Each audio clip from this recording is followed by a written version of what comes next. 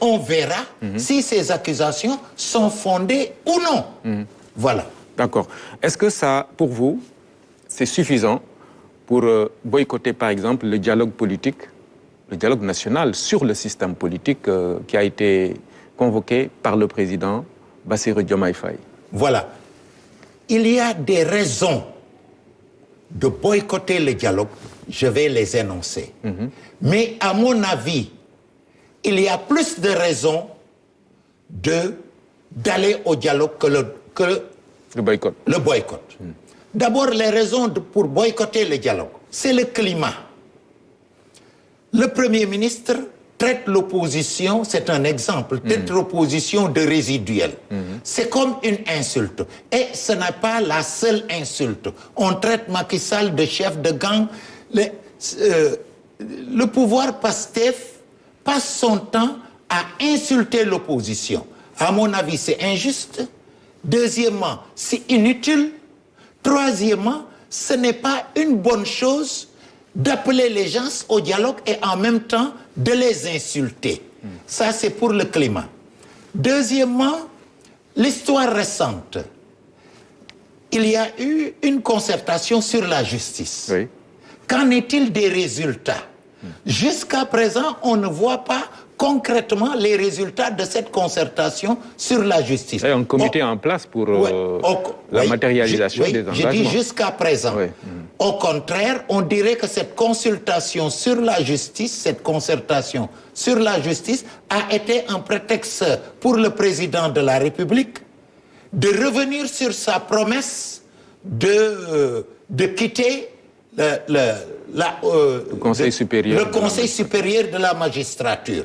Ensuite, avant les élections législatives, il y a eu une concertation entre les partis politiques et le ministre de l'Intérieur. Il y a eu un consensus, mais quand ce consensus est allé au niveau supérieur, il a été biffé. Toujours par rapport à l'histoire récente, on a constaté que, par rapport à l'histoire récente, on a constaté que quand Khalifa Sall est venu au dialogue, Barthélémy Diaz est venu au dialogue, il a été lynché médiatiquement alors que il s'était entendu pour aller au local ensemble, mais au présidentiel, chacun pouvait suivre son chemin. Il a été lynché médiatiquement, les gens l'ont hué, l'ont traité de traître. Ça, c'est par rapport à l'histoire récente. Okay. Raison pour ne pas participer. Par rapport à la parole du président, vous vous rappelez, Omar, le président avait fixé la date en concertation avec l'Assemblée pour la DPG du Premier ministre. Oui. Et avant que cette DPG n'arrive, il a dissous l'Assemblée nationale. Je pense que ça, c'est une ruse, une tricherie. En plus d'autres exemples, ça c'est des exemples seulement. Donc, pour ces trois raisons... Pour dire quoi que oui, il y a des raisons... La sincérité voilà, on fait doute défaut. de la sincérité. Mais il y a des raisons d'aller au dialogue, à mon avis. Même si c'est une chance sur 10 pour aller au dialogue, à mon avis, il faut saisir cette chance. Parce que tout ce que j'ai dit là, le climat, l'histoire récente, etc., ceux qui vont au dialogue peuvent le dire au dialogue. Absolument. Parce que les TDR ne sont pas fermés. D'après la lettre du président de la République, on peut amender les TDR. Donc tout ça peut être dit au niveau du dialogue, premièrement. Oui. Deuxièmement, nos pays ne peuvent se construire que par le dialogue. Les pays européens se sont construits par la guerre. Alors que nos pays, qui sont de jeunes pays, doivent se construire par le dialogue. Et ça, c'est une tradition de notre pays. Ouais. Nous sommes entourés par 3 cercles de feu. D'abord, regardez, tous les pays que nous entourent, c'est des coups d'État. J'en profite pour fustiger tous les coups d'État, surtout celui du Niger, où notre camarade Mohamed Bazoum est séquestré jusqu'à présent. Donc, nous sommes entourés de pays où il y a une instabilité démocratique, premièrement. Deuxièmement, le djihadisme est à nos portes.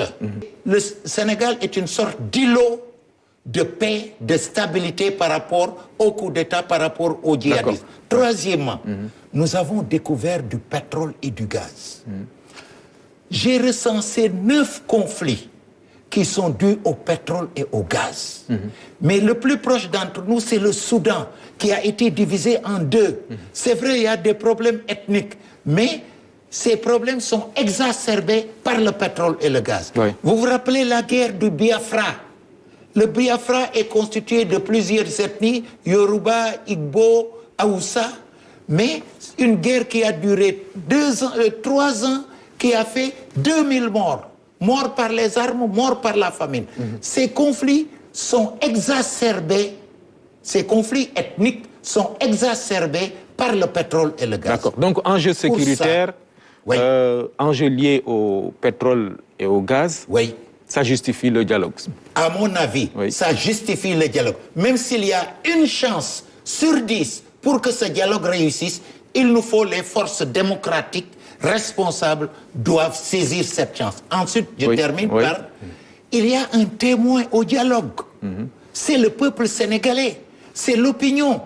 Si nous avons eu tort d'aller, le peuple jugera. Si nous avons eu raison d'aller, si certains respectent leurs paroles et d'autres ne respectent pas leurs paroles, le peuple jugera, l'opinion jugera. En définitive, l'ALD est contre le boycott. Vous êtes pour ce dialogue-là. Nous Vous sommes y serez. pour ce dialogue. Cependant, nous sommes dans des cadres. Le FDR, nous sommes dans le FDR, nous sommes dans la CDS. Ça ne sert à rien de faire des actions isolées, de faire des échappées solitaires. Nous nous conformerons à la décision qui sera consensuellement dégagée par le FDR dont nous sommes partie prenante. L'APR aussi est partie prenante du FDR. Oui, l'APR est partie prenante. Qu'allez-vous faire de sa position? Vous allez la respecter ou bien vous allez essayer de la convaincre? Nous allons de toute façon, nous allons respecter sa position. Bien sûr, nous allons discuter avec eux, essayer de les convaincre parce que le partenariat, c'est ça. Mais même s'ils refusent et que FDR accepte d'aller au dialogue, il n'y a pas péril en la demeure. Nous respecterons la position de l'APR et de tous ceux qui veulent boycotter le dialogue. Comme j'ai dit, il y a des raisons de boycotter, mais il y a